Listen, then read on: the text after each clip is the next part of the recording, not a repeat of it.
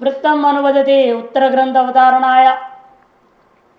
अब तस्माद् वै तस्माद् इत्यादि जो ब्राह्मण भाग है उसकी व्याख्या करना है, क्योंकि पहले ब्राह्मण आया, फिर मंत्र भाग, फिर ब्राह्मण भाग। ब्राह्मण भाग पहले क्या था? ब्रह्मविदाप्नोति परम, ये सूत्र वाक्य था। तदेशाभ्युक्त इत्यादि से मंत्र भाग हुआ, वो उसका व्याख्या थी, संक्षिप्त व्याख्या, वृत्ति रूपा है वो। फिर इससे आगे जो आ रहा है तस्मात् वै तस्मात् आकाश समुद्र आकाशाद वायो, वो जो चीज है वो व्याख्या है, विस्तृत व्याख्या। सूत्र, संक्षिप्त व्याख्या, विस्तृत व्याख्या, तो सूत्र, वृत्ति और उसका व्याख्या। अब सूत्र की व्याख्या हो गई, अर्थ बता दिया भाष्यकार ने, सूत्र पर भाष्य कर दिया, और वृत्ति पर भाष्य हो गया है, संक्षिप्त व्याख्या पर भी। अब विस्तृत व्याख्या का भाष्य करने जा रहे हैं, उसमें संबंध जोड़ रहे हैं। सर्व एव वल्यर्थ ब्रह्मविदाप्नोति परम इति ब्राह्मण वाक्यन सूत्रतः। सर्व एव वल्यर्थ, ये संपूर्ण ये जो आपका ब्रह्मावल्ली है, ब्रह्मवल्ली का जो अर्थ है, इस पदार्थ है, उसको ब्रह्मविदाप्नोति परम इस ब्राह्मण वाक्य के द्वारा सूत्रित कर दिया गया। सूत्र रूपेण संक्षेप, अति संक्षेप कर, सूत्र कहते हैं किसको? अल्पाक्षर संदिग्धम सारदृश्यतो मुखम अस्तो मनवद्यं च सूत्रम सूत्र विदो विदु। सूत्र होता ही अल्पाक्षर, ब्रह्मविद आपनोति परम। इस सूत्र वाक्य से पूरी वल्ली में क्या कहना चाह रहे हैं, जीव ब्रह्मैक्यत्व, उसको उन्होंने संकेत कर दिया। सच सूत्रित अर्थ संक्षिप्त मंत्र ने व्याख्याता, और वह सूत्रित अर्थ को ही संक्षेपतः मंत्र के द्वारा व्याख्यान कर दिया। मंत्र क्या था? तदेशाभ्युक्ता से आरंभ करके सत्यम अनंतम ब्रह्म इत्यादि से सर्वान कामान समष्टुते तक पूरा ब्रह्मणा विपश्चित्तेति इति जाया वहां तक। पुनस्तस्यैव विस्तरेण अर्थ निर्णय कर्तव्य, लेकिन पुनः इसी का विस्तार पर दो बार अर्थ निर्णय करना जरूरी है। इति उत्तरः, इसलिए आगे का जो ग्रंथ, जो शेष जो ब्राह्मण भाग, फिर मंत्र, ब्राह्मण मंत्र से चलेगा पूरी की पूरी वल्ली पर्यंत। शेष जितनी वल्ली है पूरी की पूरी में क्या हो रहा है? कहते तद वृत्ति स्थानीय ग्रंथ आरभ्य थे, इसी का एक वृत्ति रूपा, वृत्ति स्थानीय निवृत्ति के समान व्याख्या रूपा, विस्तृत व्याख्या रूपा यह ग्रंथ आरंभ हो रहा है। तस्माद् वाय तस्माद् इत्यादि ही तत्र जो सत्यम ज्ञानंतम ब्रह्म इत्युक्तम मंत्रादो तत् कथम सत्यम ज्ञानंतम च इत्यत आहा। इस विषय में कहना है, जो सत्यम ज्ञानंतम ब्रह्म ये जो कहा गया था मंत्र भाग में, वह किस प्रकार सिद्ध होगा? वह सत्य रूप है, ज्ञान रूप है और अनंत रूप है। वो तो लक्षण कर दिया आपने, लेकिन लक्षण को सिद्ध करो प्रमाण से। लक्षण प्रमाणाभ्याम वस्तु सिद्धि, लक्षण तो हो गया, लेकिन अब उसको प्रामाणिकता लाने के लिए लंबी चौड़ी बात कहेंगे। तत्र त्रिविधम ही आनंत्यम, सुनो कैसे होता है। कहते तीन प्रकार से अनंतता की सिद्धि होती है, क्योंकि तीन प्रकार से अंत होता है, और तीनों प्रकार के अंतत्व के अभावग्रामी अनंतित्व। देशतः कालतः वसुतश्चैति। देशतः अनंत्यता मन अंतरहित होना, कालतः अंतरहित होना, और वस्तुतः अंतरहित होना, इसी का नाम अनंतत्व। तद यथा उसे देश तो अनंतता को पहले वर्णन कर रहे हैं। देश तो अनंत आकाश, जैसे कि लोक व्यवहार में माना गया है, ये जो आकाश है बाहर वाला, ये कैसा है? वो देशतः अनंत है। इसका अंत अवधि, अंत शब्द का अर्थ यहां तात्पर्य अवधि, इसी कोई अवधि नहीं दिखती है। कहां तक आकाश है? जहां जाओ वही आकाश रहेगा, जहां जाओ। आकाश अभाव स्थल कहां मिलेगा आपको? या यहीं तक आकाश से आगे आकाश नहीं है, ऐसे कोई अवधि निर्णय दे सकता है क्या? देशतः अवधि निश्चय करके कोई आकाश का कथन नहीं कर सकता। अतः एवं आकाश देशतः अनंत है। जब आकाश खुद ही देशतः अनंत है, तो उसका कारण और भी सूक्ष्म होगा, जो वो कैसा होगा? वो तो कहीं तक नहीं, ऐसा स्वतः सिद्ध हो गया, वह भी देशतः अनंत है। नहीं देशतः परिच्छेद अस्ति क्योंकि देशतः आकाश को वही परिच्छेद नहीं कर सकता, इतना का निर्णय नहीं हो सकता। इतनी लंबी चौड़ी है आकाश, इसे आगे पीछे और आकाश नहीं है, ऐसा कोई कथन नहीं कर सकता है। न तो कालतश्च अनंत्यम वस्तुश्च आकाशस्य न अनंतत्वानंत्यम। तुमने किंतु अन्यों के समान हम आकाश को कालत और वस्तुतः अनंत नहीं मानते। क्यों अनंत नहीं मानते हो? कालतः और वस्तुतः अंत वाला है वो, क्योंकि कार्य होने से। मैंने आयु देश में क्या होता है, हमेशा अवधि होती है। जैसे आपका जमीन कहाँ तक है, मैंने यहीं तक है बोलोगे, हमारी जमीन यहाँ तक है, इधर से उत्तर में इस दिशा में इधर, इधर से इधर, इधर से इधर, इधर से उधर है, एक अवधि तय हो जाता है देशतः में। और कालतः में अवधि थोड़ी, कालतः तो आयु होता है। कोई 100 साल का है, कोई 200 साल, कोई 500 साल, 1000 साल, लाख साल, करोड़ साल, अरब साल भी जीने वाले हैं, ये नहीं। ऐसे भी जीव है जो जिनकी आयु 1 अरब साल है, प्रकृति में रहने वाले सिद्ध महापुरुषों की आयु। और हिरण्य गर्भ का तो आयु कितनी है, ठिकाना ही नहीं। तो लेकिन ये सब कालतः परिच्छिन्न हो रहे हैं, लेकिन आकाश को आप कालतः परिच्छिन्न भी नहीं करते। तार्किक दृष्टि कर रहे हैं, वेदांत दृष्टि नहीं। वेदांत दृष्टि तो कालतः परिच्छिन्न है, देशतः परिच्छिन्न आकाश क्यों कार्य है वो। अन्यों की दृष्टि से कह रहे, जिस प्रकार आप जो है आकाश को देशतः परिच्छिन्न नहीं मानते हो, कालतः परिच्छिन्न नहीं मानते हो, और हम तो ब्रह्म को वो कह रहे जो क्या है वो आकाश का भी कारण है। जिसको आप देशतः परिच्छिन्न नहीं मान रहे हैं, जिसको आप कालतः परिच्छिन्न नहीं मानते हैं, जिसको आप वस्तुतः परिच्छिन्न नहीं मानते हैं, जो उसका भी कारण होगा, वो कैसे देशतः कालतः वस्तुतः परिच्छिन्न हो पाएगा? क्या दिखने लग गया ना? कस्मात न तो कालतश्चानंत्यम वस्तुश्च आकाशस्य कस्मात कार्यत्वात्, कार्य होने से। न चैवं ब्रह्मण आकाश कालतोपि अंतवत्तम अकार्यत्वात्। आगे ना वेदांत मत में आ गया, लेकिन ऐसा आप ब्रह्म के बारे में नहीं कह सकते। न चैवं ब्रह्मण आकाश कालतो, क्योंकि हमारे मत में क्या है, आकाश प्रलय काल में नष्ट हो जाएगा। वेदांत आकाश में नाश, सब सर्वभूत नाश हो जाएगा ना मुख्य प्रलय में। इसे कहते हैं आकाश के समान काल तो अंत वाला भी यह ब्रह्म नहीं हो सकता। क्यों? अकार्यता, क्योंकि वो कार्य नहीं, क्योंकि वो कार्य नहीं है। देशता काल और रसता ऐसी अनंतता तीन प्रकार की मानिए, उसमें से जैसे आकाश देश अनंत है, क्योंकि उसका देशकृत परिच्छेद कभी नहीं हो सकता है। फिर वे काल से और वस्तु से आकाश की अनंतता जो है, आप यदि भी दूसरे लोग मानते हैं, लेकिन वेदांत मत देशतः भले अनंतता हम भी मान लेंगे, वेदांति भी देशतः अनंतता आकाश मान लेता है। तो इसलिए करे जानकर तुमने, किंतु नैयायिक लोग आदि भले ही कालतः भी और वस्तुतः भी आकाश को अनंत मानते हैं, लेकिन हम न अनंतत्वानंत्यम। तुमने किंतु अन्यों के समान हम आकाश को कालतः और वस्तुतः अनंत नहीं मानते। क्यों अनंत नहीं मानते हो? कालतः और वस्तुतः अंत वाला है वो, क्योंकि कार्य होने से। क्योंकि आकाश कार्य, भले नैयायिक आदियों के मत में आकाश जो है कालतः भी अंत वाला नहीं है, वस्तुतः भी परिच्छेद वाला नहीं है, किंतु हमारे मत में कालतः व अंत वाला है, अतएव अनंत नहीं है। वस्तुतः भी अंत वाला है, इसलिए वो अनंत नहीं है। इसे न अनंत में ऐसा नहीं कर लेना, तू है ना किंतु को आधार पर उसके हेतु दिया। क्यों आपने देशत अनंत तो मानते हो वेदांती भी, किंतु कालत अंत वाला क्यों मानते हो, वस्तुत अंत वाला क्यों मानते हो आकाश को? क्योंकि आकाश भी हमारे मत में कार्य है। जो कार्य है वह निश्चित रूप कालत अंत वाला होगा ही, और वस्तुतः भी अंत वाला होगा ही।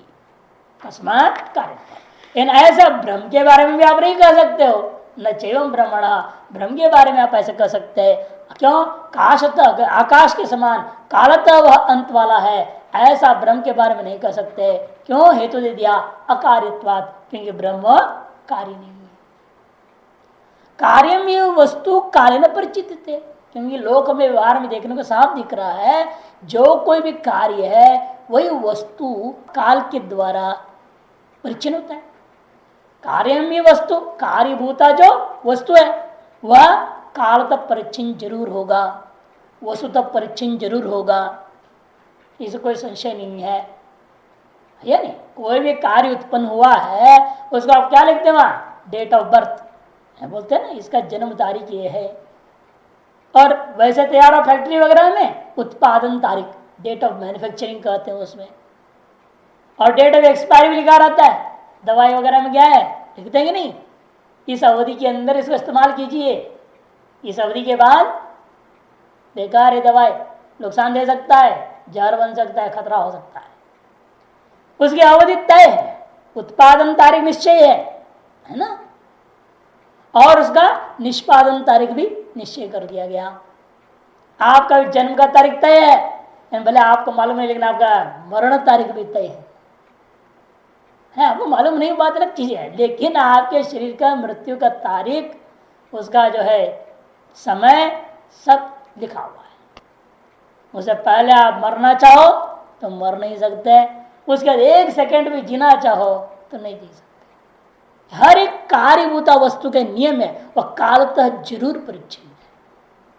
इन अकार्य ब्रह्म, ब्रह्म तो अकार्य है, अतएव ये तो काल तो परिच्छिन्न नहीं हो सकता, तस्मात् कालतो भी अनंता, इसलिए वह कालतः भी अनंत है, ऐसा समझो।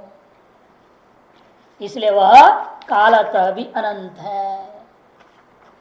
तथा वस्तुतः, इसी प्रकार से वस्तुतः भी समझो। कथम पुनर्वस्तुतः अनंत्यम सर्व अनन्यता, पूर्व पक्षी कहता है अरे ब्रह्म वस्तुतः अनंत कैसे हो सकता है, इस कैसे कह रहे हो आप।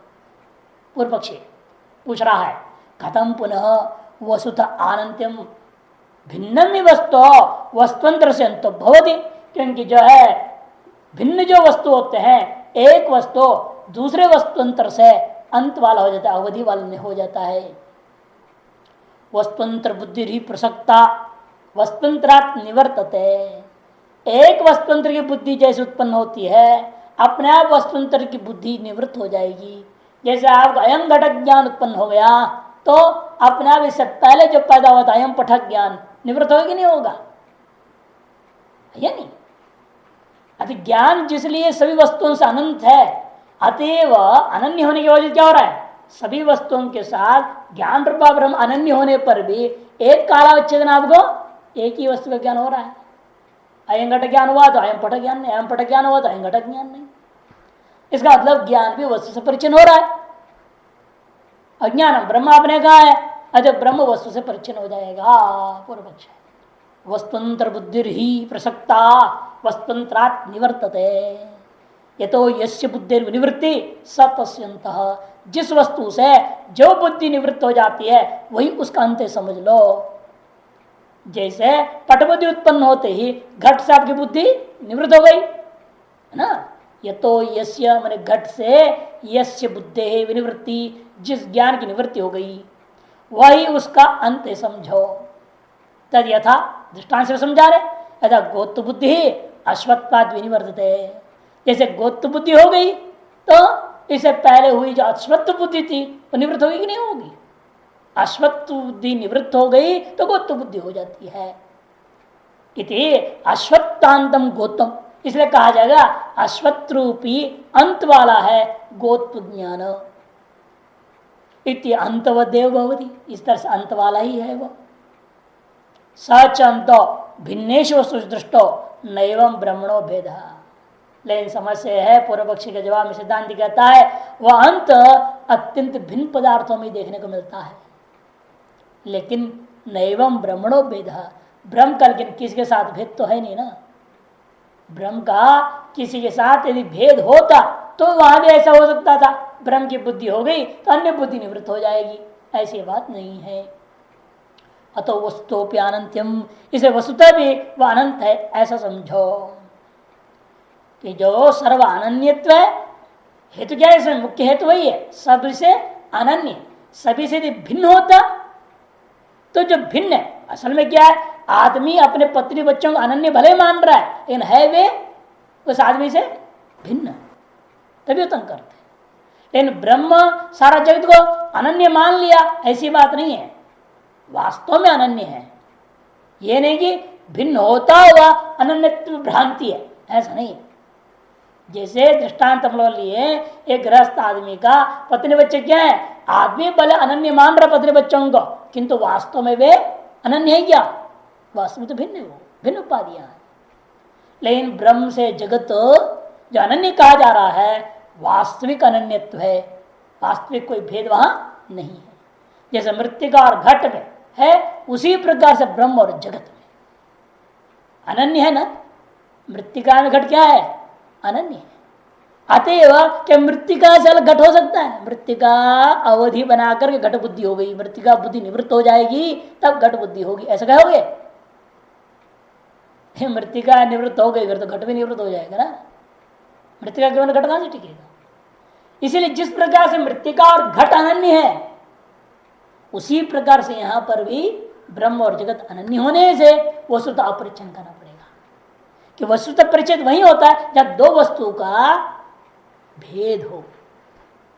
इसे जवाब से शुरू, कतपुर वस्तु अनंत्यम सर्वान्यत्वात्, जवाब भिन्नम वस्तु वस्तुंतरस्य अंतभवति। इस जवाब यहीं से सिद्धांत शुरू कर दिया भाई, क्योंकि जो यस्मा ही मन यस्माद वस्तु वस्तुंतर से भिन्न जो होता है वही उसका अंत माना जाता है।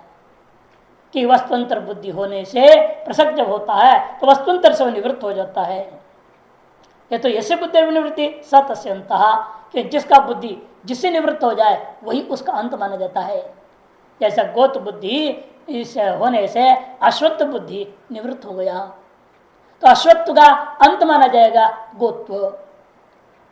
अतएव अंतवत्ता हमेशा भिन्न वस्तुओं में ही होता है, यही लोक में देखा गया। लेकिन ब्रह्म का किसी के साथ भेद है ही नहीं, अतः अंतवत्व कहां से आ जाएगा? अतो वस्तुपि अनंत्यम, इसे वस्तुतः भी वह अनंत इसे समझो। खत्म पुनः सर्व अनन्यत्व ब्रह्मण इत्युच्यते। तब पूर्व पक्ष पूछता है, फिर आपने जो है इस ब्रह्म को सभी के साथ अन्य कैसे कह दिया? सर्व अनन्यत्व कैसे सिद्ध हो सकता है? सर्व अनन्यत्व वस्तु से वस्तुतः अपरिच्छिन्न है ना। वस्तुतः अपरिच्छिन्न क्यों है? वह सर्वथा सभी से अनन्य, ये हेतु आपने दी। लेकिन सभी से अनन्य कैसे है, ये पूछ रहा पूर्व पक्ष। सभी से अनन्य हो तो वस्तुतः परिच्छिन्न नहीं होगा, और सभी से भिन्न हो तो वस्तु से परिच्छिन्न हो जाएगा। तो भिन्न नहीं है, वह अनन्य है, ये कैसा आपने कह दिया? ये पूर्व पक्ष है। तब सिद्धांत जवाब देता है, सर्व वस्तु कारणत्वात्, सकल वस्तुओं का कारण है ना, अतएव अनन्य। कारण कार्य परस्पर कैसे होते हैं? अनन्य होते हैं। कभी कार्य और कार्य में भेद नहीं होता। सर्वेशा में वस्तुना काल आकाशादि नाम कारणम ब्रह्म, काल आकाश आदि सभी का भी कारण ब्रह्म होता है। कार्यापेक्ष वस्तुतो अंतवत्तम चेत न, तब पूर्व पक्षी कह सकता है कार्य की अपेक्षा से ब्रह्म में अंतवत्व आ जाएगा मान लो। कहते ऐसा नहीं हो सकता। क्यों नहीं हो सकता? अनृतत्व कार्य वस्तु न, कार्यभूता वस्तु सत्य नहीं है, अनृत है। पिता का कार्य पुत्र है, लेकिन वह कार्य वो सत्य मानता है, अतएव उससे वो भिन्न है। लेकिन यहां ब्रह्म से उत्पन्न जो कार्यभूत आकाश आदि कैसे है? सत्य नहीं है, अनृत है, अतएव वो अनन्य है, भिन्न नहीं है। सर्वेशा वस्तुना काल आकाश कारण ब्रह्म, कार्यापेक्ष वस्तु में अंतवत्व आ जाएगा, क्योंकि कार्य मान लिया आपने आकाश को। आकाश आदि जब कार्य है, इन कार्यों के दृष्टिकोण से ब्रह्म कारण है, उसमें अंतवत्व आ जाएगा, विनाशित्व आ जाएगा। ऐसा कक्ष करें, कहते नहीं, कार्यापेक्षा भी कारण रूपा ब्रह्म में विनाशित्व अंतत्व नहीं आएगा। क्यों नहीं आता? क्योंकि कार्य वास्तव में कुछ है नहीं ना। यदि कार्य वास्तविक होता, उसके अपेक्षा से कारण में विनाशत्व आ जाता। जैसे बिच्छुनिया है ना, बिच्छू का जब बच्चे पैदा होते क्या होते हैं? माँ को मार के पैदा हो जाते, माँ मर जाती है, उसका पेट फाड़ते, खाते हुए आते, पेट को खा जाते, खाते खाते खाते पैदा हो जाते, सब बच्चे बाहर आते, माँ मर जाती। और फिर जो बचा हुआ उसका शरीर है ना माँ का, उसको भी छोड़ते नहीं, वो चारों से घेर लेते हैं उसको, और सब उसी को खा जाते। कार्यापेक्षा कारण में विनाशित्व है ना वहां पर, वैसे या नहीं हो सकता है। क्यों? क्योंकि वे कार्य उस माता से भिन्न सत्य दिख रहे थे, अतः वहां संभव था। यहाँ ऐसा नहीं है, क्योंकि ये कार्य अनृत है। अनृतत्वात् कार्य वस्तु नहीं, कारण व्यतिरेक कार्यम नाम वस्तु अस्ति। कारण से भिन्न होकर के कार्य नाम का कोई वस्तु वास्तव में नहीं है। यथा कारण बुद्धि विनिवर्तित, जिसके कारण से कारण बुद्धि निवृत्त हो जाए तभी वो नाश होना चाहिए। उसका कारण बुद्धि की दोबारा कारण बुद्धि उत्पन्न नहीं होना चाहिए। कार्य उत्पन्न होने के बाद एक कारण का विनाश हो गया और कारण विनाशित्व यदि आ जाता है, फिर दोबारा कारण बुद्धि नहीं होना। ये होता है पट काल में भी। देखो पट का कारण कौन है? तुरंत आप बोलोगे तंतु है। घट का कारण कौन है? तुरंत आप बोलोगे मृत्यु का है। यदि कारण निवृत्त हो गया फिर कारण बुद्धि कैसे हो गया? आपको कारण का ज्ञान कैसे हो रहा है? नहीं होना चाहिए। बल्कि नैयायिक लोग भी क्या मानते हैं? कारण में ही समवाय संबंध से कार्य पैदा होता है। यत् संवेतम कारण उत्पद्यते तत् समवाय कारण। यस्मिन् संवेदम सत समवाय संबंधेन संबद्धम सत। कारण नष्ट कहां हुआ? फिर वहां ये कारण नष्ट हो जो समय समय संबद्ध कहां रहेगा? वो समवाय संबंध से संबद्ध होने का मतलब क्या? दोनों संबंधी माननी पड़ेगी ना आपको। एक भी संबंधी नष्ट हो जाए संबंध कहां से बचेगा? संबंध रहेगा? संबंध खत्म। अब आप जब कह रहे जिसमें समवाय संबद्ध होकर कार्य उत्पन्न हो रहा है उसी का नाम समवाय कारण है, का मतलब कार्य एक संबंधी है, दूसरा संबंधी कारण है। इन दोनों संबंधियों के बीच में एक समवाय संबंध आप मान रहे हो। कारण का अस्तित्व कार्य काल में भी उन लोगों ने भी मान लिया। यानी कार्य उत्पन्न होने से कारण खत्म हो गया, कारण बुद्धि नहीं हो पाएगी। इसीलिए ऐसी बात किसी के भी मत में नहीं, बौद्ध आदि को छोड़ के। अनृतत्वात् कार्य वस्तु नहीं कारण व्यतिरेक कार्य नाम वस्तु अस्ति यथा कारण बुद्धि निवर्तित। तो ये आपने किस प्रमाण पर कह दिया ऐसे? क्यों नहीं कारण बुद्धि नाश होगी? कई कार्य ऐसे इस दुनिया में लोगों को से कारण का पता ही नहीं, खोजते रह जाते क्या कारण है, क्या कारण है, खोजते रह जाते हैं और जवाब नहीं निकलती। कई चीज है व्यावहारिक में, व्यवहार में भी देखने को मिलता है। कारण खोजो, कारण का पता नहीं चलता, इसका मतलब कारण का नाश हो गया ऐसे कल्पना करोगे आप? कहते ऐसा नहीं हो सकता। कि श्रुति कहती है वाचारमण विकारुणामध्यम मृत्यु सत्या। इसी प्रकार एक श्रुति सदैव सत्यम श्रुत्यंतरात् वाचारण विकारुणामध्यम मृत्यु सत्यम। छांदोग्य उपनिषद है। ये सारा विकार नाम मात्र है, वाणी का केवल आरंभ है, वाणी का विलास है। मृत्यु का देव सत्य, मृत्यु का बस इतनी ही सत्य है, बाकी सब झूठा है। सदैव सत्यम, जो सत्य है वही सत्य है और बाकी सब अनृत है। घटो अस्थि, मैं जो अस्थि में जो कह रहा हूं वह सत्य है, वही सत्य है। अर्थात घटसन पटसन मटसन में क्या है? सन सन सन जो हो रहा है वह सत्य क्या है? वही सत्य है। और घट पट मट क्या है? ऐसा अनृत है। यदि श्रुत्यंतरा तस्मात् आकाश आदि कारणत्वात्, इसलिए जिसलिए ये आकाश आदि का कारण है, इसे देशतः तावत् अनंतम ब्रह्म, देशतः भी वह ब्रह्म अनंत है। आकाश अनंत प्रसिद्ध, आकाश अनंत है यह प्रसिद्ध है। देशतः तस्चयम कारणम, उसका भी एक कारण है। तस्मात् सिद्धम देशतः आत्मा अनंत्यम, इसलिए सिद्ध हो गया देशतः आत्मा अनंत है।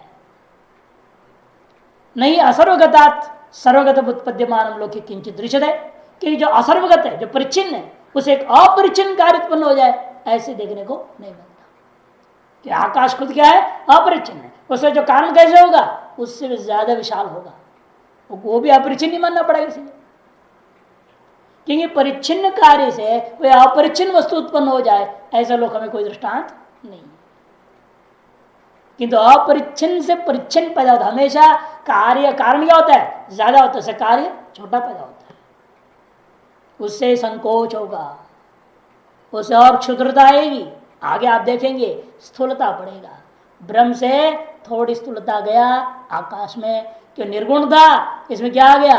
एक गुण घुस गया, शब्द गुण आ गया और आगे बढ़ा वायु और स्थूल हो गया वो। इसलिए शब्द गुण होने पर भी आकाश को आप अनुभव नहीं कर सकते। मैं आकाश को देख सकता हूं क्या? आकाश को क्यों सुन सकते हैं क्या? नहीं, शब्द को सुन सकते, आकाश को सुन सकता है। उससे वायु आता, वायु तो हाँ चल रहा है तो बोलते हाँ देखो ठंडा ठंडा वायु आ रहा है, गरम गरम वायु आ रहा है। बहता हुआ वायु का आप अनुभव करते कि नहीं करते? थोड़ी अस्थिरता आ गई इसका मतलब। फिर भी उन दोनों का अमूर्त का जो ठोस आप बना नहीं सकते उनको। अग्नि आया वो मूर्त हो गया। और स्थूल, इधर स्थूल बढ़ते या स्थूलता बढ़ रहा है।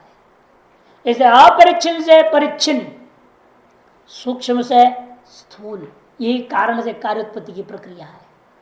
आज विपरीत नहीं हो सकता कि स्थूल से सूक्ष्म कार्य उत्पन्न हो जाए, स्थूल कारण हो और उससे कोई सूक्ष्म कार्य उत्पन्न हो जाए, ऐसा नहीं हो सकता है। नहीं असर्वगता सर्वगतम उत्पद्यमान लोग किंचित दृश्यते तो निर्दिशेम आत्मना आनंत्यम देशतः तथा कार्यत्वात् कालतः तद भिन्न वस्तुंतर अभावाच्च वस्तुतः, तीनों हेतु एक साथ ले लिया। इसलिए निर्दिशय आत्मा में अनंतत्व, आत्मा का जो अनंतता है वह सापेक्ष अनंतता नहीं, निर्दिशय अनंत्य, देशता अनंत्य आत्मनिर्दिशय है। तथा इसी प्रकार से कालतः अनंत भी निर्दिशय है। क्यों? अकार्यत्वात्। इसी प्रकार वस्तुतः अनंत भी निर्दिशय है। कारण क्या है? वहां तद भिन्न वस्तुअंतर भावात, क्योंकि उससे भिन्न कोई दूसरा वस्तु नहीं है। अतएव निर्दिशय सत्यत्वम, इसलिए उसमें निर्दिशय सत्यत्व ये सिद्ध हो गया। इस सत्यम ज्ञानंतम ब्रह्म में निष्कर्ष ने कहा दिया। एक दूसरे के प्रति कार्यक्रम दिखा दिया ना। एक दूसरे पहले कहा था अन्योन्य एक दूसरे को मद करते नियामक भाव से ये तीनों क्या कर रहे हैं? एक दूसरे को नियंत्रण करके लक्षित कर देते ब्रह्म को। इसका वाच्यार्थ ब्रह्म नहीं है, सिद्ध कर चुके हैं। अब वो समाप्त हो गया। अब लौटते हैं मंत्र भाग में। तस्माद् वै तस्माद् आकाश संभू आत्मना आकाश संभूता है ना। तस्माद् वै तस्माद् आत्मना आकाश संभूता। तस्माद् इति मूल वाक्य सूत्रतम ब्रह्म परामर्शित है, क्योंकि तच्छब्द हमेशा परोक्ष का बोधक है ना। अब यह क्या हो गया है? जब तस्माद् ब्राह्मण वाक्य है और पहला आया था ब्रह्म ब्राह्मण वाक्य, बीच में मंत्र वाक्य आ गया कि नहीं आ गया? तदेशा अभ्युक्ता सत्यानंद ब्रह्म इत्यादि वाक्य आ गया बीच में। इसलिए वर्तमान वाक्य से ब्रह्म जो ब्रह्म शब्द है क्या हो गया? विप्रकृष्ट हो गया। विप्रकृष्टे तत्व शब्द का प्रयोग होगा। इसे तस्मा से क्या लेना? ब्रह्मण ब्रह्मविदाप्नोति परम वाक्य में जो ब्रह्म कहा गया उसको तस्मात् शब्द से बोध करा रहे हैं। मूल वाक्य जो सूत्रतम ब्रह्म परामर्शत है और एक तस्मात् क्या कर रहा है? इति मंत्रवाक्येन अनंतरम यथा लक्षितम, जो अव्यवहित पूर्व में आया था मंत्रवाक्य जिसको सत्य में अनंतम ब्रह्म करके सत्य शब्दों के द्वारा लक्षित किया गया था, वह ब्रह्म को एक तस्मा शब्द से लेना। तस्मा से सूत्र वाक्य से जो ब्रह्म को लाना और एक तस्मा शब्द से लेना यहां पर जिसका संक्षेप वाक्य रूपा वृत्ति रूपा जो था उससे लेना। यद ब्रह्म आदो ब्राह्मण वाक्य न सूत्रता यच्च सत्यम अनंतम ब्रह्म इति ये अनंतरमेव लक्ष्यता तस्माद तस्माद ब्रह्मण, ऐसा अन्वय हो गया। इसलिए जो ब्रह्म सबसे पहले ब्राह्मण वाक्य द्वारा सूत्रित किया गया था और जिसको आपने सत्य अनंतम ब्रह्म इत्यादि अनंतर वाक्य के द्वारा लक्षित किया था, वह यह जो ब्रह्म वही क्या है? आत्मनः। तस्माद वै तस्माद आत्मन कह दिया। इसलिए मत समझो आत्मा अलग परमात्मा अलग, दो अलग चीज है, जैसे न्याय का कर देते हैं। इसलिए जो ब्रह्म है वही आत्मा है। तस्माद वा ए तस्माद के बाद आत्मन शब्द प्रयोग कर दिया त्रिपुरुषद में। यहां शुरू किया ब्रह्म शब्द से और प्रयोग क्या कर दिया? आत्मन शब्द से प्रयोग कर दिया। ज्ञापन करने के लिए ब्रह्म और आत्मा तो भिन्न वस्तु नहीं है। आत्म शब्द वाच्यात, आत्मा का मतलब क्या? आत्म शब्द वाच्य है वो, आत्मा ही तत्सर्वस्य, क्योंकि वह जो ब्रह्म तत्व ने वह जो ब्रह्म है सभी का आत्मा है, सकल कार्यों का आत्मा है। जैसे पट क्या है, सकल चित्रों का आत्मा है। कि पट निकाल दो तो चित्र रहेगा, एक भी चित्र नहीं बचेगा। जैसे शरीर से आत्मा निकाल दिया तो शरीर जिंदा नहीं रहेगा। बुद्धिवच्चिन्न चैतन्य को हटाया तो आत्मा शरीर मर गया। कोई आत्मा को हटाने का व्यवहार है।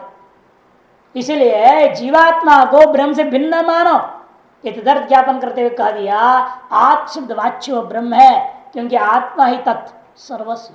कैसे ज्ञापन हुआ, इसे छांदोग्योपनिषद तत्सत्यम स आत्मा श्वेत के तो तत्त्वमसि, ऐसा 6-8 इत्यादि मंत्र छांदोग्य में कहा। श्रुत्यंतरा तो ब्रह्म आत्मा, ऐसे ब्रह्म और आत्मा सब पर्यायवाची शब्द है। ये ब्रह्म है, कोई आत्मा है, अलग नहीं। तस्मात् ब्रह्मणा आत्मस्वरूपाद आकाश संभूता समुत्पन्न से, वह यह जो ब्रह्म रूपी आत्म स्वरूप से आकाश जो है क्या है, उत्पन्न हुआ है, समुत्पन्न हुआ। अंत्य कार्य पर्यंत परमात्मा ही पैदा कर रहा है। ये मत समझो ब्रह्म ने आकाश पैदा करके चुप बैठ गया, बाद में आकाश अपने आप वायु पैदा कर दिया। अरे आकाश जड़ है, वो कहां से पैदा करेगा वायु को? इसलिए हम कहना पड़ेगा निर्गुण निराकार शुद्ध ब्रह्म जो था माया उपाधि वाला होकर के आकाश को पैदा कर दिया। फिर मायोपाधिक ब्रह्म से जैसा आकाश पैदा हुआ, माया में विद्यमान आकाश रूपी कार्योपाधिक ब्रह्म ने क्या किया, वायु को पैदा कर दिया। आकाशोपाधिक ब्रह्म ने ही पैदा किया, चेतन ही पैदा करता है, फिर उपाधि कोई ना कोई पकड़ लेता है। बिना चेतन का कोई उत्पत्ति व्यवहार भी नहीं हो सकता। इसे आंतरिक करे, देखो सर्वत्र उपादानत्वात् आकाश भावापन्न परमात्मन एव वायु संभूता, आकाश भाव को प्राप्त हुआ उस ब्रह्म से ही वायु की उत्पत्ति माननी चाहिए। इसीलिए उस गुण भी सर्वत्र निवृत्ति हो रहा है। इसे गुण नहीं तो क्या होता, आप ब्रह्म में जो गुण है क्या, अस्थि भाति प्रीति, वो केवल आकाश माना चाहिए। वायु में अस्थि भाति प्रीति नहीं होना चाहिए कि ब्रह्म का कार्य आकाश है, आकाश कार्य वायु है ना। यदि ऐसा कहोगे फिर ब्रह्म का कार्य आकाशों से ब्रह्म का जो अस्थि भाति प्रीति है वो आकाश में तो आ जाएगा, कारण का गुण कार्य में आ जाते हैं, है ना। फिर लेकिन फिर आकाश ने वायु माना, इसका मतलब क्या, ब्रह्म से ब्रह्म में और वायु का बीच में कार्य कारण भाव नहीं है, तो वायु में अस्थि भाति प्रीति नहीं आना चाहिए। किंतु आकाश कार्य होने से आकाश गुण क्या था, शब्द, उतना ही आना चाहिए वायु में। लेकिन सभी पदार्थों में क्या अनुभव कर रहे हैं, अस्थि भाति प्रीति अनुभव करेंगे, नहीं कर रहे। हर चीज में अस्थि भाति प्रीति के बिना कोई वस्तु है क्या संसार में, कोई भी वस्तु नहीं। इसलिए आपको मानना पड़ेगा जिसलिए अस्थि भाति प्रीति को कण कण में अनुभव कर रहे हैं, अतः सभी का कारण वास्तव में कौन है, ब्रह्म ही है। अन्य अन्य उपाधियों को लेकर मृत्यु को उपाधिक ब्रह्म घट कार्य के प्रति कारण है, ऐसा कहना चाहिए वास्तव वेदांत दृष्टिया। मृत्यिका घट का कारण है, ये तो मोटी बुद्धि से कह देते हैं। सच्चाई में क्या है, मृत्यु को उपाधिक ब्रह्म ही घट रूपी कार्य का, तस्मात् तस्मा ब्रह्मण आत्मा स्वरूपाद आकाश समुत्पन्न आकाश नाम शब्द गुणो अवकाश करो मूर्त द्रव्याणाम। आकाश किसका नाम, वस्तु का नाम, कार्य का स्वरूप क्या है, आकाश रूपी कार्य का, वह शब्द गुण वाला है। निर्गुण में, निर्गुण ब्रह्म में एक गुण आ गया जब कार्य पैदा हुआ। ये तो अंतर है, कार्य और कारण में ही अंतर होता है। कारण में जो गुण नहीं है वो कार्य में आ जाता है, लेकिन कारण में जो गुण है वो भी कार्य में आ जाएंगे। कारण में रहने वाला गुण कार्य में आ गया, उसके अलावा कार्य का खुद का अपने गुण मानना पड़ेगा, नहीं तो कारण और कार्य में अंतर ही क्या, वैसे का वैसा है। तो कारण और कार्य में अंतर तभी मानी जाएगी जब कारण की अपेक्षा से कार्य में कुछ विलक्षणता आनी चाहिए। क्या विलक्षणता है, दो चीजें हैं, एक तो स्थूलता आ जाता है, स्थूलता आ गया, और दूसरा उसके विलक्षण गुण आ गया, एक गुण बढ़ जाता है। जो गुण कारण में नहीं था वो वहां आ गया। इस तरह से मृत्तिका से घट है, मृत्तिका का स्वभाव क्या है, वो चूर्ण रूप है, और उस स्थूल रूप क्या हो गया, घटक के नहीं, सूक्ष्मता चूर्ण रूप। चूर्ण क्या होता है, सूक्ष्म, उस स्थूल रूप आ गया घट। कि स्थूल रूपता ही नहीं है, उसके विलक्षणता और क्या आ गया, विशेषता, उसका प्रगुण क्या है, स्वभाव क्या है, वह जल को धारण करने की क्षमता रखता है। और ये जितना भी जल डालोगे तो क्या होगा, सारा मिट्टी में, इन घड़े में डालोगे तो वो टिकता है और आपको ठंडा जल देता है। विलक्षणता है कि नहीं मृतिका कार्य में। अर्थ क्रियाकारित्व, जिसको हम लोग क्या बोलते हैं, अर्थ क्रियाकारित्व में फर्क है। मिट्टी को लाने के लिए आपको एक झोला चाहिए, पन्नी चाहिए, कोई भर देंगे ना, उसे भर के लाएंगे आप। और घड़े को लाना है तो हाथ से उठाकर लाएंगे आप, कोई झोला की जरूरत है क्या, हाथ से उठा करके ला सकते। अर्थ क्रियाकारित्व में अंतर है। क्रिया में व्यवहार जो क्रिया कर रहे हैं और आने नयन वगैरह, उसमें भी अंतर पड़ गया। अर्थ में प्रयोजन, प्रयोजन में भी अंतर पड़ गया, दोनों फर्क हो गया। यही अंतर होता है कारण और कार्य में, नहीं तो उसको कार्य संज्ञा ही नहीं पड़ेगा। शब्द इसलिए क्या हो गया, शब्द गुण है। एक और विशेषता क्या है आकाश में, मूर्त द्रव्यों को अवकाश देता है। मूर्त द्रव्यों को रहने के लिए, अन्य सभी क्रियाकलाप करने के लिए, उत्पन्न होने, स्थिति होने, नाश होने के लिए अवकाश प्रदान करता है आकाश। ये दो विशेषता है आकाश की निर्गुण ब्रह्म के कारण की अपेक्षा से। तस्मात् आकाशात, उस आकाश से स्वेर स्पर्श गुणेन पूर्वेण च कारणेन शब्देन द्विगुणो वायु, अपना खुद का गुण क्या होगा, कार्य रूप वायु का स्पर्श गुण, और पूर्व कारण का गुण कौन आया उसमें, शब्द रूप गुण आ गया। और उसका भी जो कारण था ब्रह्म का गुण क्या आया, अस्थि भाति प्रीति। वायु अस्थि, वायु भाति, वायु प्रीति है या नहीं। अस्थि भाति प्रीति तो ब्रह्म से आया, और आकाश से शब्द आ गया, और खुद का क्या है स्पर्श गुण। ऐसा वायु पैदा हो गया आकाश उपाधि ब्रह्म से। संभूत तीन वर्तते, संभूत शब्द जोड़ लो, वायुश्च स्वेन रूप गुणेन पूर्वाभ्यां चित्रगुणो अग्नि संभूत हो। इसी प्रकार वायु से अग्नि पैदा हुआ। कैसा अग्नि, अपना रूपात्मक गुण के सहित। पूर्व दोनों वायु रूप कारण से स्पर्श, और आकाश से शब्द, और ब्रह्म से अस्थि भाति प्रीति। इस अग्नि में क्या है, 6 हो गया। अस्थि भाति 3 तो सामान्य ही है, ये सभी संसार के पदार्थों में। उसके अलावा 3 है, शब्द, स्पर्श और खुद का रूप। अग्निस्वेन रसगुणेन पूर्वैश्च त्रिविश चतुर्गुण आप संभूता। इसी प्रकार से अग्नि से जल पैदा हुआ। कैसे, और खुद का जो गुण है, क्या गुण है उसका, रसगुण। रसगुण के साथ, और पूर्वैश्च, पूर्व में जितने थे, पूर्वैश्व छपा है, छपी गलती, च होनी चाहिए, पूर्वैश्च, श्व है ना, श्व नहीं च होनी चाहिए। त्रिविध चतुर्णा, उनके भी 3 गुण आ जाएगा। उन्हें वायु का पहले आएगा, अग्नि का रूप, वायु का स्पर्श और आकाश का शब्द। कुल 4 गुणों वाला यह जल उत्पन्न हो गया। अद्भ्यस्वेन गंध गुणेन पूर्वैश्चतुर्भिः पंचगुणा पृथ्वी संभूता। और उस जल से उत्पन्न हुई पृथ्वी कैसी है, वो खुद की जो गंध रूपी गुण के साथ पूर्व कारणों के 4 जो गुण है उनसे युक्त होकर के 5 गुणों वाली पृथ्वी पैदा हो जाती है। एक ही गुण बढ़ते गया। यह सब जगह आकाशोपाधिक ब्रह्म, वायुोपाधिक ब्रह्म है ना, अग्निोपाधिक ब्रह्म, जलोपाधिक ब्रह्म, और पृथ्वी उपाधिक ब्रह्म से क्या पैदा होगा आगे, पृथिव्या औषधय। लेकिन पृथ्वी से औषधि पैदा हो गया, औषधि में 6 गुण है, ऐसा नहीं बोलना। 5 तार एक से बढ़ते बढ़ते बढ़ रहे थे, आगे और बढ़ाते जाओ, ऐसा नहीं, क्योंकि वो पृथ्वी के ही विकार है। इस बीच हम क्या मानेंगे, इसलिए पंचीकरण हो जाएगा। पंचीकरण होकर के स्थूल पृथ्वी जल तेज वायु पैदा हो गया। उस स्थूल पृथ्वी जल तेज वायु से क्या हो गया, औषधय, औषधियां पैदा। पेड़ पौधे, स्थावर सृष्टि बता रहे, औषधिभ्यो अन्नम, और औषधियों से अन्न पैदा हुआ। औषधियों से अन्न पैदा हो गया। औषधिभ्य में दीर्घी कहां से आ गया, कहते दीर्घी छांद समझो। औषधि से विभक्त अप्रथमायाम छांद सम धैर्य, 1 नंबर टिप्पण दिया है। वो अन्न को आदमी खाया, अन्न बन गया, गेहूं चावल वगैरह पैदा हो गए, उसको यह आदमी ने खा लिया।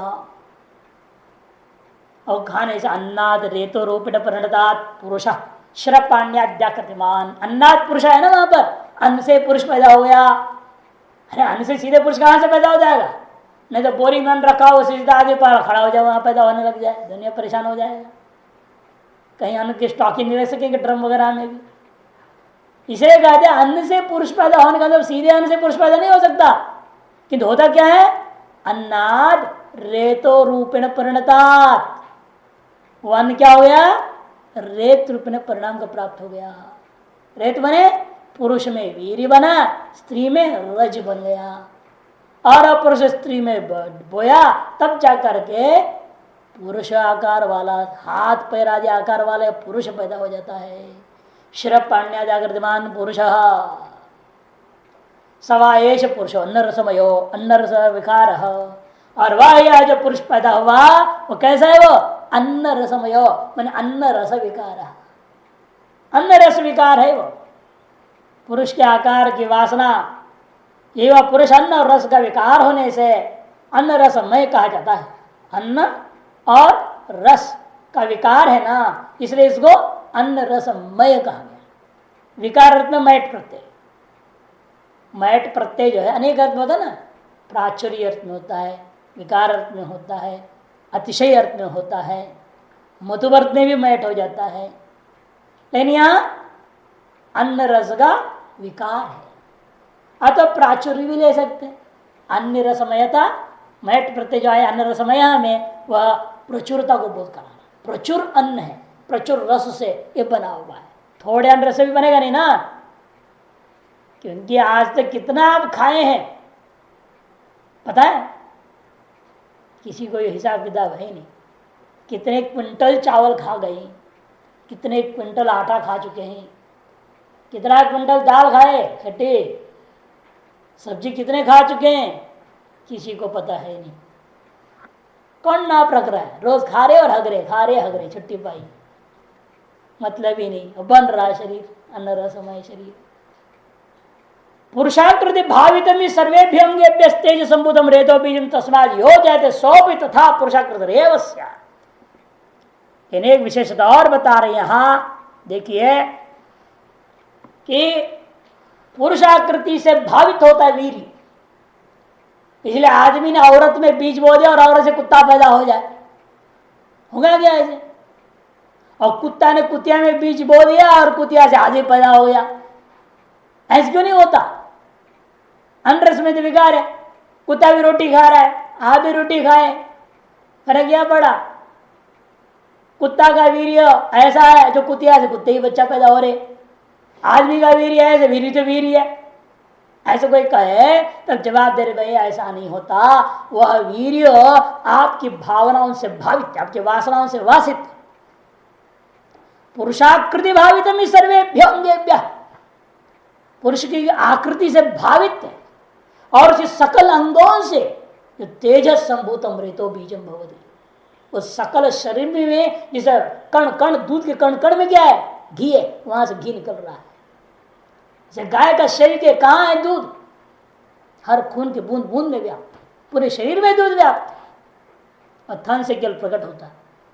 और थन को काटो तो दूध रहेगा उसके अंदर, मांस पिंडे खून निकलेगा। कहाँ है दूध? कैसे आ गया? वैसे ही आदमी का वीर्य को एक जगह बैठा हुआ नहीं, ये वीर्य के थैला नहीं होता कहीं अंदर, पूरा शरीर का दिव्य जो तेज है आपका, वह तेज ही वीर्य बन के निकलता है। इसलिए कहते हैं वह सकल अंगों से जो तेज है उसे संभूत उत्पन्न होता है रेत, उसी को बीजम कहते हैं। तस्माद यो जायते, उससे जो पैदा होता है सोपित था, वह भी उसी पुरुषाकृति वाला ही होगा। क्योंकि एक विशेषता यह भी है ना, जो ग्रहण करने वाली स्त्री है या कुतिया है, वो भी क्या करती है? उस कुत्ते का चेहरा को ही देखती रहती है ना, जो बीज बो रहा है। एक अनन्य भाव बन जाता है उन दोनों के बीच में। स्त्री भी अपने पति का ही ध्यान करती है, जिसकी वो ध्यान करेगी उस समय जब वीर्य बोया जा रहा है, आदमी अपने वीर्य बो रहा है, जब तक स्त्री जिस पुरुष के आकार को ध्यान करती है वही आकार का असर पड़ जाता है बच्चे पर। यदि पति से इतना प्रेम नहीं, इन पति वीर बो रहा है, याद कर रही है किसी और को, वो तब जिसको याद कर रही होगी उसी का चेहरा का असर पड़ जाता है इस बच्चे पर, उसके आकृति आ जाएगी उसमें। बहुत कम ऐसा होता है कि अधिकतर स्त्रियां अपने पति की आकार को, दुनिया का सबसे सुंदर पुरुष अपने पति को मानती। कौन सी स्त्री है जो कहे हमारा पति सुंदर नहीं है कोई स्त्री बोलने वाली दुनिया में? और जैसा भी रहेगा उसको सुंदर ही बोलेंगे।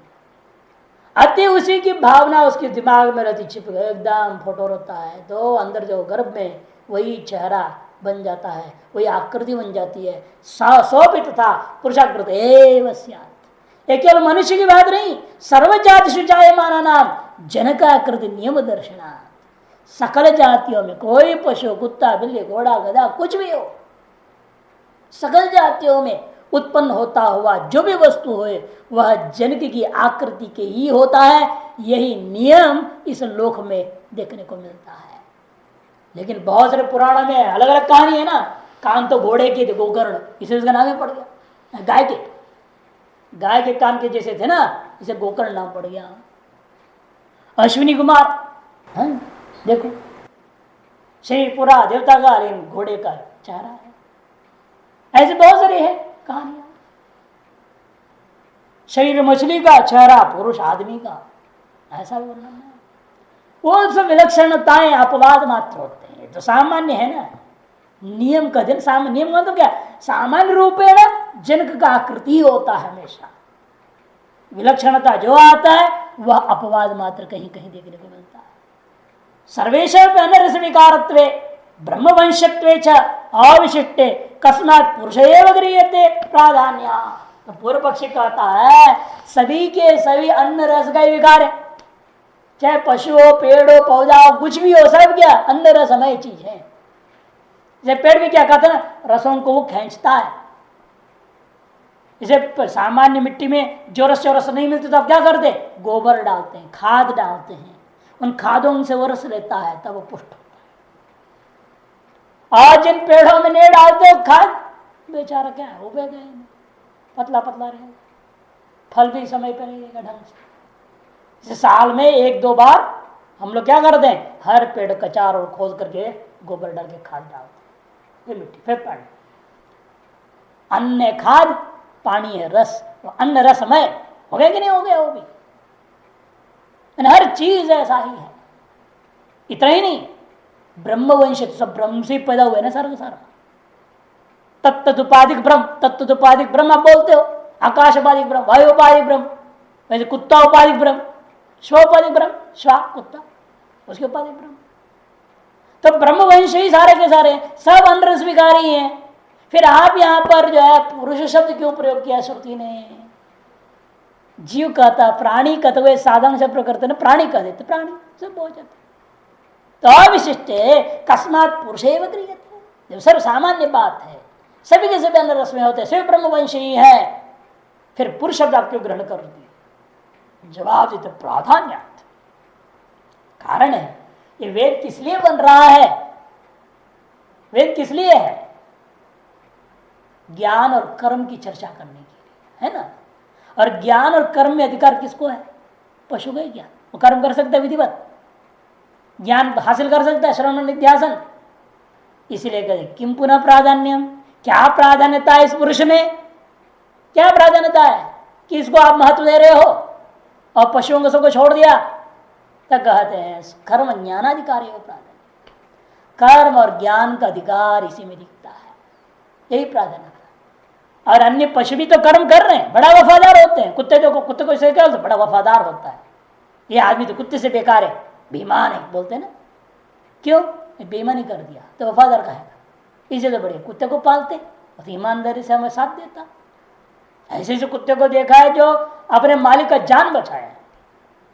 ऐसे घोड़े होते थे राजा के पास, और राजा का जान बचा देते थे घोड़े, ऐसे भागते थे। और कई राजाओं का मृत्यु का हुआ, मुर्दों के पीछे पड़ा है शरीर, बम फेंकते थे अंग्रेज, राजा मर गया, पता नहीं चल रहा कौन सा शरीर राजा का शरीर है, तो घोड़े से पहचान देते। राजा को घोड़ा को छोड़ दो, वो घोड़ा राजा के शरीर के बगल में खड़ा होता है, इतने वफादार होते थे। आज आदमी बिल्कुल विपरीत है। तो जैसे पशु भी अच्छे कर्म करते, वफादारी रूपी एक श्रेष्ठ कर्म वो कर रहे हैं, वो हर पशु में कुछ न कुछ कर्म देख में मिल रहा है, लेकिन फिर विज्ञानाधिकार नहीं है। और कर्म भी क्या विधिवत कर्म कर सकते हैं? अग्निहोत्र करने बोलो कुत्ते को, करेगा क्या वो? विधि का पालन करता हो, जैसा विधि विधान बताए तदनुसार कर्म कर सकते हैं क्या? नहीं कर सकते। हाँ, लौकिक जो कर्म है उनमें उनके अंदर विशेषताएं देख सकते हो, लेकिन वैदिक जो विहित कर्म है उनका संपादन करने की क्षमता पशु में भी नहीं है, उत्कृष्ट पशु में भी नहीं। अतएव जो है हमने देखिए विहित कर्म तो कभी कभी करते थे। एकादशी व्रत करता हुआ हमने कुत्ते को देखा। कैलाश आश्रम का कुत्ता था, 1985 में हम 84-85 जब बात थे, देखे कुत्ते को, एकादशी व्रत पूरा करता था। आदमी नहीं करता था वैसे, वो करता था। दशमी का दिन रात से भोजन करना, रोटी नहीं खाता था, केवल दूध पीता था। और दूध भी यदि आपने बर्तन धोए बिना, जिसमें वो दशमी का दिन रोटी खाया उसी बर्तन में आपने दूध डाल दिया तो सूंघ के छोड़ देता था। बर्तन धोना पड़ता था बढ़िया, दशमी का दिन रात्रि को खूब चकाचक करके उसमें दूध डालते तब वो पीता था। और मरा भी एकादशी का दिन, वो भी गंगा किनारे जगह शरीर छोड़ दी। विलक्षण व्रत का देखो नियम पालन किया उसने। और रोज सुबह शाम आरती में आता था। बाहर जाए छोटे हमारे अंदर आते थे, वहां दरवाजा रहेगा, जैसे घंटा वंटा बजेगा वो करता रहता था दोनों टाइम। महात्मा लोग कई बार नहीं आते थे आरती में, आलस कर जाते थे, नहीं कुत्ता कभी मिस नहीं करता था। ये विशेषता देखी गई है। कभी कभी ऐसे किंचित विहित कर्म किंचित संभव है उपांग कर लेंगे, लेकिन अग्निहोत्र आदि तो कर नहीं सकते ना। ज्ञान कर्म आदि कार्य जो है केवल मनुष्यों में ही होने के कारण से यह श्रुति ने पुरुष शब्द ग्रहण किया है, अन्यों को नहीं, या प्राणी आदि सर्वसामान्य शब्दों को ग्रहण नहीं किया। पुरुष एवं ही शक्तत्वात् अर्थित्वात् अपरिजसत्वाच्च अर्थी विद्वान समर्थ कर्म ज्ञान योर अधिक्रियते। क्योंकि पुरुष ही शक्त है, समर्थ है, वही अर्थी है, कामना करता है स्वर्ग आदि का। हाँ, वही अपरिजसत्वात् उदासीन भी नहीं होता, बड़ा करने में लगा रहता है, दिन रात लगा हुआ है।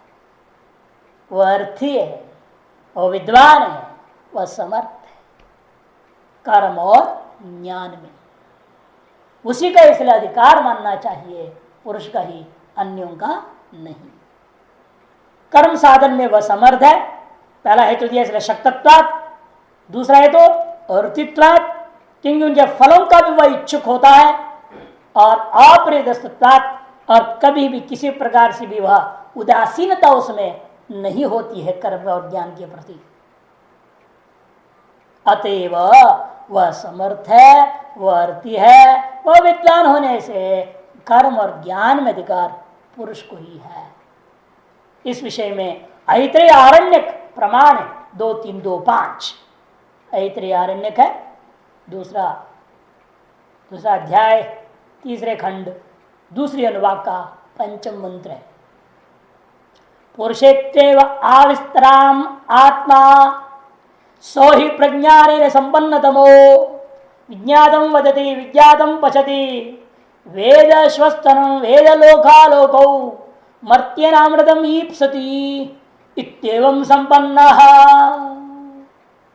इस प्रकार से वह कर्म और ज्ञान में अधिक्रियते संपन्न होता है। वो पुरुषे तु एव आविस्तराम आत्मा, आत्मा जो है इस पुरुष में ही अत्यंत पूर्ण रूपेण आविर्भाव हुआ है, पूर्ण रूपेण विकास आविर्भाव हो चुका, प्रकट। अन्यों में जो आत्मा इतनी प्रकट नहीं है, उनकी बुद्धि ग्रहण ही नहीं कर पाती, कोई आत्मा भी है। आदमी तो समझ रहा है ना, एक आत्मा है, वो आत्मा मर के जा रहा है, स्वर्ग गया, कहीं गया, बोलता है।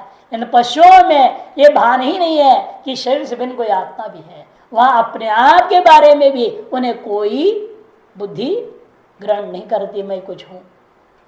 आप देखो ना, कुत्ता को यहाँ से बेच दो, दूसरे को रह जाए, वहीं का हो जाएगा। अरे भूल गया यहाँ का। गाय को देखो, कितने लोग एक दूसरे को बेचते हैं, इसको उसने बेच दिया, उसको उसको बेच दिया, जहां जाएगी वहीं की हो जाती, कमाल है। पशुओं की हाल है ना। यदि उनके लिए होता मैं एक आत्मा हूं, मैं अमुक का मालिक का हूं, ऐसे भाव यदि होता तो एक को छोड़ के किसी दूसरे के पास जाएंगे। और जिन पुरुषों में से तीव्र भाव किसी जन्म के पुण्य की वजह से हो जाता है ना, आप कहीं भी छोड़ दो वापस आ जाएंगे वो, आप बेच ही नहीं सकते उसको, कहीं भी छोड़ो वहां से भाग आया। देखा गया ऐसे कुत्तों के बारे में हमने देखा, 400 किलोमीटर दूर ले जाके छोड़े, वो 10 दिन बाद आ गया। कैसे आया, क्या रास्ते में खाया पिया, क्या क्या कैसे कैसे कैसे आया भगवान जाने। गाड़ी में बंद करके डिक्की में भर गए एकदम, दिखाई भी ना दे हम किस रूट से जा रहे हैं, क्या है, सूंघने भी ना मिले, ऐसे करके भेजा और वो फिर भी लौट के आया। क्या करेंगे, पचित होते हैं अपवाद रूप। इन अधिकतर पशुओं में ये देखने को मिलता है उनको आत्मा का बोध ही नहीं है। इसलिए कहते हैं यह केवल पुरुष मात्र में ही है, यह आत्मा अत्यंत स्पष्ट रूपेण प्रकाशित है। स ही प्रज्ञान संपन्न तमो, क्योंकि ये जो पुरुष है प्रज्ञान के द्वारा संपन्न तम है।